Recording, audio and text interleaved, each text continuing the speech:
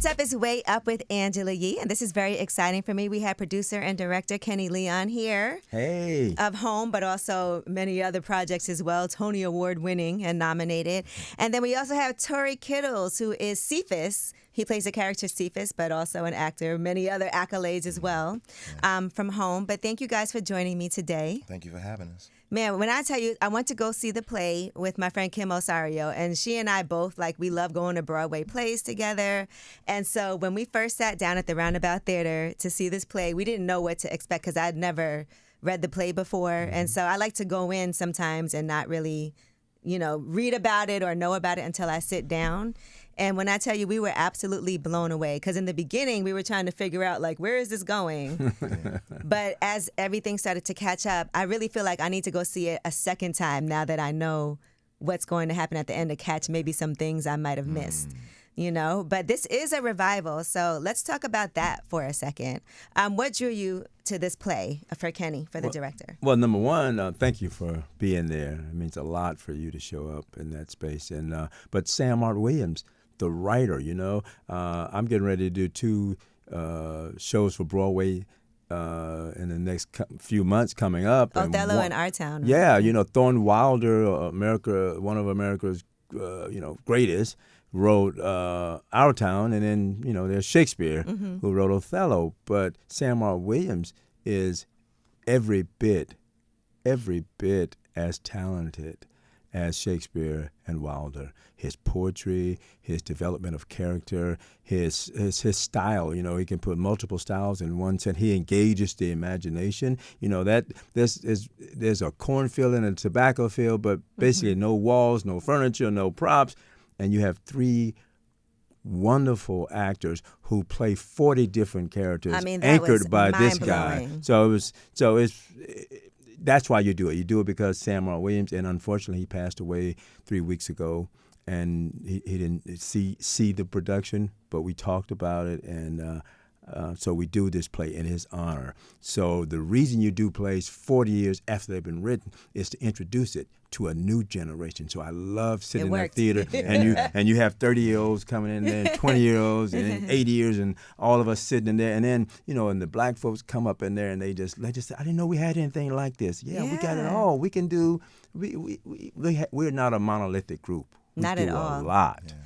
And for you, Tory, doing theater, because I always feel like this is just such a different way of showing your art, because as an actor, theater is just a whole nother beast. Well, this particular play is a whole nother beast. I mean, it was intense. I was like, first of all, how is he doing all of this? Because I have no idea. It's also straight through, 90 minutes straight through, no back stage. But for me, that's unlike doing the Equalizer, right? It's unlike doing it. You can shoot Equalizer, shoot a scene or a page at a time. We get a couple. You got to be on stage the whole 90 minutes. Yeah, straight 90 minutes. But I said yes to this play before I ever read it. Kenny called. He said, hey, this is what I'm doing in the spring. And I said, if you're doing it, I'm doing it. Because Kenny is responsible really for a lot of things in my life and my career. Kenny is how I met Queen Latifah to be able to do the Equalizer. We did Still Magnolias, the remake first. So that was the first time I met Queen. And then we did Bessie, and then, went on to do Equalizer. But when Kenny called and said, hey, this is what I'm doing in the spring, it actually worked out timing-wise with the Equalizer schedule. And so I went to Queen and I said, hey, I have this opportunity. And she said, oh, no, you're doing that. Yeah, please. You know what I mean? She was like, you're doing we'll that. We'll work around that schedule. Absolutely. If we have to. And so just timing-wise, it worked out. And then I had to read the play. And then I was like, okay, what did I sign up for? It was like, whoo, it was so beautiful and so poetic and but it's like it takes you on such a journey. What were your thoughts the first time you read through the play? Oh, that ending shook me up. It snuck up on me, because I thank God for that ending. That's all I'm going to say. I don't know if I would have been able to rest easy. No, because you're reading all this beautiful poetry and this, this farmer who's like fish out of water gets thrown in the city and he can't really handle the city. It sort of chews him up. But then you don't know how he's going to get out of that. And he's warring with his faith. He's warring with so many different things. But these people just keep coming along in his journey to carry him, just to pick him up. That saying, like, if you just keep keep crawling, somebody will come pick you up. And so this is Cephas's life, but he really is trying to get back to where he began. North Carolina, yeah. Yeah, Crossroads, North Carolina. You know what I was thinking too? I took a lot of different things from this play, and part of it is as we talk about, we talk about people who end up going to prison, and then when they come home, they're not given the opportunity to be able to make money, get the housing that they should get, even after they've went, did their time, paid their dues, did everything they were supposed to do because, and this is not really a spoiler, but you end up, dodging the draft and not going to fight in the war. Well, not dodging, taking a stand. Yeah, taking a stand. A conscious, he's That's like, what they sort call of it. like Yeah, Muhammad Ali. right. He took a stand and said, this is not, for me, because he didn't believe in killing people, which is a very righteous stand.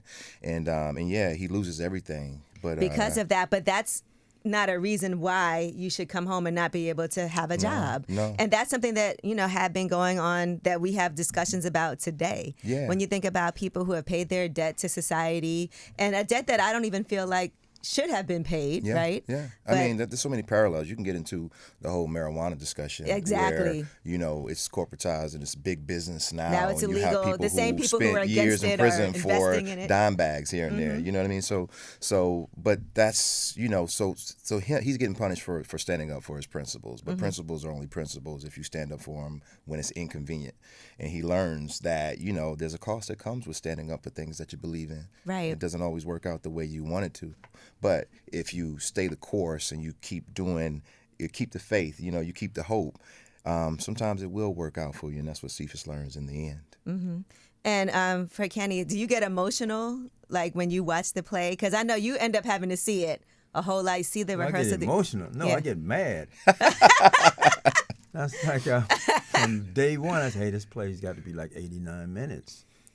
So every extra breath that they take or every moment where they're overacting or those moments are rare. But I'm sitting there when I go to see the play. I hold my head down and close my eyes, and I listen to their rhythm because it's music to me, and so it's like a great 3-piece jazz musicians, and I can hear when it's off. So and 3 is the number. That's the first time you can harmonize. If one person's a solo and 2 is you got a little duet, but 3 is the first time you can really harmonize. So if you metaphorically put that into acting, it's like somebody's always playing the solo. Somebody's on drums, somebody's on piano, somebody's waiting to come in. So they have to literally breathe together. All 3 of them have to ride that together. So I'm a little nervous because I'm like, okay, get it together. Because if one person steps out, we don't have a show. Right. Yeah. And I would never notice any of that, but obviously, because everything felt perfect to me when I was watching it as an audience. Does. Right. You asked it earlier, like what do I see when you get the script? If you read that script, it doesn't give you any instruction as to how to present it to the public. So I had to say to the actors to get everybody on the same page. I said, okay, look, we're going to use as little props as possible. Yes. So sometimes you might go and say, oh, I think I need a hat. No. All you need is that scarf. Let that scarf be your hat. Let that scarf be your dress. All you need is this. So I said, the less we use in this play, the more engaging it will be for the audience. And there's only 3 actors, and you guys play over 40 different characters. And when you say no props, I mean, there were things happening that I could visualize, like cleaning off the bar with no bar there and nothing. But you can see everything, and that's a different type of skill to be able to have. How was that for you? Because I know you've done Broadway before once, right? Yeah. I covered back in 2010. I think it was 2010. It was a play, and I covered Anthony Mackie, a play called Behanding in Spokane. But I never went on. So this is officially actually my Broadway debut, as well as Brittany Inge and Story Air. That's so amazing. all 3 of us are making, of you guys. And I can't say enough about the 2 of these women every night. They are so incredible, and they kick off the play, and they have such energy and joy, and they drop me right into where I need to be. But Kenny, in the room and in the whole rehearsal process, he's about making everything truthful and authentic, and he does not let you get away with anything. So he talks about bad acting. He got some of the bad acting out of the room, all of it. All of it. What was the most challenging part for you then? I think, the idea to get your ego out of the way. Like, the play is the thing. That you always have to come back to that. Like, the first time you read a play, it informs like this your imagination, your creativity that comes alive. But then you have to, mold that into what the vision of the play is. And Kenny was so specific about what the vision of it was, and he he knows me, so anything that I could get away with normally, I couldn't get away with him. Right. Like he held my feet to the fire. Yeah. He held my feet to the fire, and I so appreciate him for that. You know what I mean? Like, he asked me to go into different areas and to be completely exposed. Like, all three of us up there every night, we are exposed. Like you say, we have no props, but you can see the props. Right. And that's the thing. That's like when the acting is really real. If we can make you see that, and we don't actually have that, that means we believe it. And Right. if we believe it, then you believe it. And Kenny, ushered us into that space. And it wasn't always easy, you know what I mean? I'm sure because he it couldn't demands have been. excellence. But when you're trying to get to not something that's just good, I was reading something the other day, and I think it was Will Smith was saying, like, there's 90%, and everybody thinks that's to get to 90% to 100%, like, it's such a big jump. And Kenny was asking us to go to that 100%. So, I think the first couple of weeks of rehearsal, like, we were in a solid space. We knew what it could be, but Kenny saw something greater for us all. And so he continued to push us. And what you see up on that stage is really because of this man right here, Kenny Leon.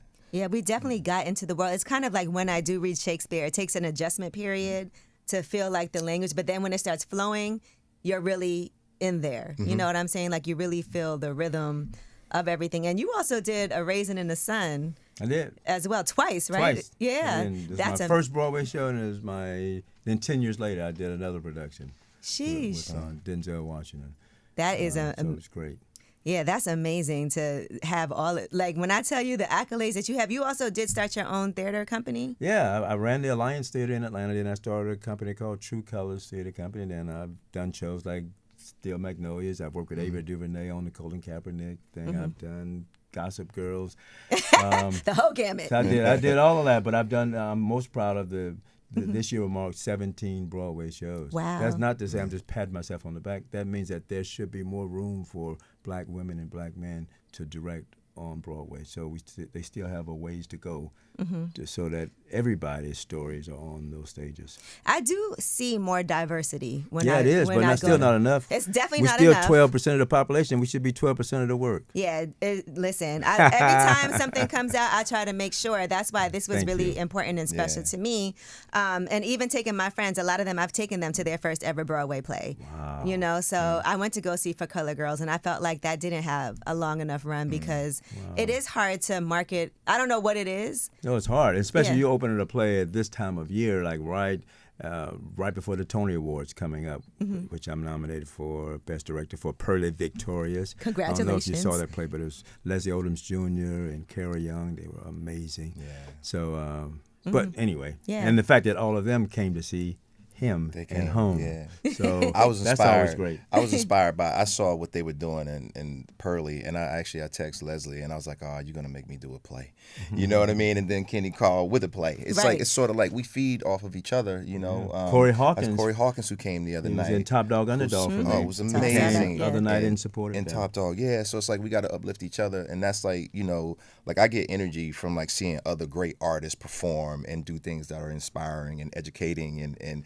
entertaining as well. So I think you can do all of those things, and Kenny always does that. I think Kenny is like a I can't go on and on. I can go on and on like forever about this dude because he means so much to me. But I do think Kenny is a conjurer of spirits. Like, he's a great connector between the past and the present, and like sort of pushes us into the future with his art. You know what I mean? Like, we talk about like this particular play, Why Right Now? You know what I mean? But there is something like really special about the energy that this play is creating, but also how it connects to Sam Art's transition at this particular time. Right. We had L. Scott Caldwell and Michelle Shea, who were in the original Broadway production with Charles Brown, the late great Charles Brown, who is Yvette Nicole Brown's uncle, who was her uncle. And so she came out to see the show, you know, and she gave us the greatest compliment. She was like, I could see my uncle up there with you guys. That's dope. You know what I mean? So amazing. I take this so serious, you know, like I was working with Harold Belafonte before he passed away, like 3 weeks before he died. I'm sitting in the room with him and listen to him give me knowledge and instruction about how to be a better artist, and so I'm still dedicated to telling his story. You know, I've been in the same space with Sidney Poitier, you know, Sidney on one side and Denzel on the other side. I did Toni Morrison's opera, you know, I've been in Ossie Davis and Ruby Dee, you know, so I was like, wow, I met all these people. I work with all these people. So it's my responsibility to take their teachings to this generation so we can leap forward this younger generation into the future, you know what I mean? So I feel a responsibility to Belafonte and to Sidney and to Ruby Dee, to August Wilson, who I, you know, had the blessing to spend the last 5 weeks, you know, of his life and doing his work, you know, so there's something we need to a play said. about you. You know, Yeah, absolutely. That's what it's feeling like. We need a Yeah. Kenny Leon play. Yeah. Well, let me, you know, as we're talking about all of this, I saw an interview where you said 70% of plays do not recoup. Correct. And so the reason that you do this is, you know, because this is real art. But I want to talk to you about that, because when plays don't recoup, then, you know, what happens? Because I don't know the business of They Broadway. still have impact. It's like 70% of the plays don't recoup, but they still make money in different ways. You branded that show. So Okay. like even if we don't make all the money for home at the box office, more people know about Sam R. Williams now. Right. They know about the play, so you can go The to impact. small theaters in Atlanta or in Tennessee or in California. They're going to do this play now. They know about it. Same thing at Pearly Victorious. Hadn't been done in 62 years, but now they know about it, you know. And a quick story, when I did the Tupac musical for Broadway, and we ran for about maybe 3 months or so, and it was also one of the Chad Boseman did the workshop of that play before he was Chad Boseman. But anyway, so I remember the show closed earlier than I thought, because I believe, oh man, we need to have a long run. And I saw Mr. Belafonte getting out of a cab with Cornel West. And they said, how you doing, Brother Leon? I said, yeah, well, the show is closing, but I really appreciate you going back and talk to those young people. Some of those young people didn't even know who Harold Belafonte was. And I said, but I'm so disappointed we're closing. He says, what are you talking about? All the doors you open? You got to remember you're presenting Afrocentric work on a Eurocentric stage. Wow. So you got to forget it's not always box office. Right. It's about passing our stories forward. And thinking about who's coming And behind if we you, don't too. do those stories, they're not going to get done. Right. So that put me in check a few years ago. So everything I do now, I'm just passing. I'm just doing, like I told my mother. She said, thank you for everything. You've introduced me to so many people. I said, Mom, if you were born when I was born, and I was born when you were born, you would be the Broadway director. Wow. That is so, honestly, and I do, like, the reason why I do this, because I know a lot of times we have had different people up here, you know, talking about plays, and I've gone to see off-Broadway plays as well, but I want to make sure that everybody is realizing, like, that theater is a great date night, great place to take your family. Yeah. Oh, you know what? And if you're a guy, 2/3 of the people in the audience Are women? Are women. So if you are a man interested in women, all you can do is count like woman, woman, man, woman, woman, woman. That's the place. You know, come on, guys, go to the theater. It's a good, good things will happen if you bring someone to home. Good things will happen for you later. And make you feel like I got to take care of my man, too. I'm not going to lie. So, guys, bring your woman to go see home, because she'll be like, I got to make sure he's good. Because it was like a coming home to everything, the way that this play kind of circled back. I mean, honestly, if that play didn't have the ending that it had, I think, they always talk about, like, with movies, they might have to change the ending because people were disappointed and whatever. I was like, heartbroken while I was watching. It really took me on a journey. I walked out and I was like, Lord, I don't know if I could have handled it. But the beautiful ending, that's why I think it's a play We need I was that. joking. It's for everybody. It's like, if, two men want to come together, two women want to come together, it's a play for everybody, because it's a play about not betraying your core values. Right. And if you get knocked down and you're still alive, there's still room to get up. And love sometimes look different. You want it right now, but that love may show up 20 years later. Stay focused on your core values and what you want. Well, let's talk about one relationship in here that I want to talk about. You ready? It feels like you already know what I'm talking about. I already know where this is going. I think so.